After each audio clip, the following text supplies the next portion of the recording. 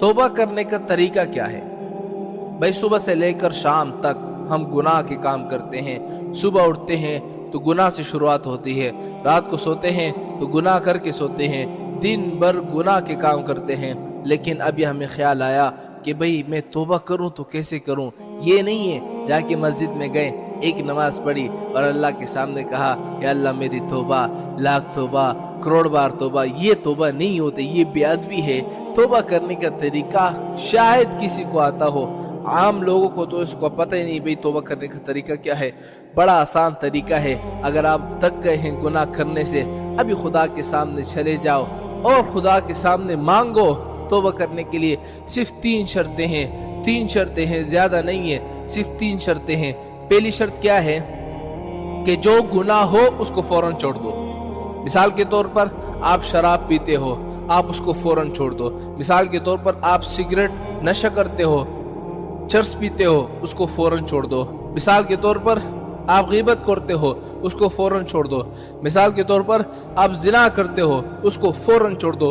तौबा करने के लिए पहली शर्त यही है कि जो गुनाह है उसको फौरन छोड़ दो। पहली शर्त यही है। जब तक पहली शर्त आपके अंदर नहीं पाई जाएगी, आपकी तौबा कबूल नहीं होगी। पहली बात हो गई।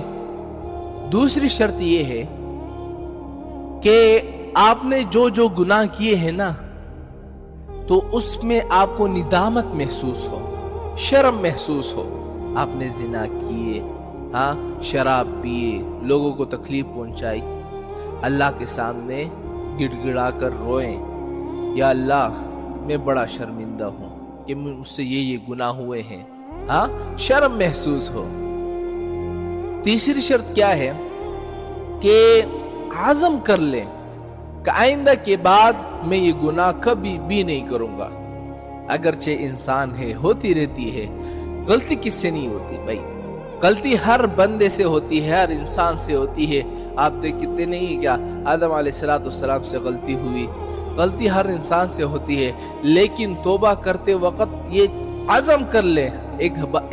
लोग होते हैं ना, आज़म नहीं करते, हाँ, उनको पता होता है यार ये गुनाह तो मुझसे फिर होना है। नहीं, फिर होता है तो फिर तौबा कर लेना, अगर फिर होता है फिर तौबा कर लेना। लेकिन तौबा करते वक्त ये आज़म जरूरी है कि अल्लाह इस गुनाह के करीब में फिर कभी नहीं जाऊंगा, ये गुनाह में फिर कभी नहीं करूंगा।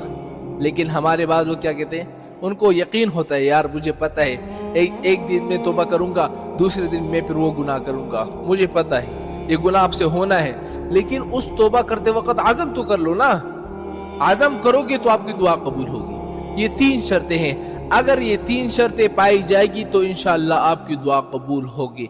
अगर ये 3 शर्तें नहीं होगी तो फिर समझो आपकी दुआ कबूल नहीं।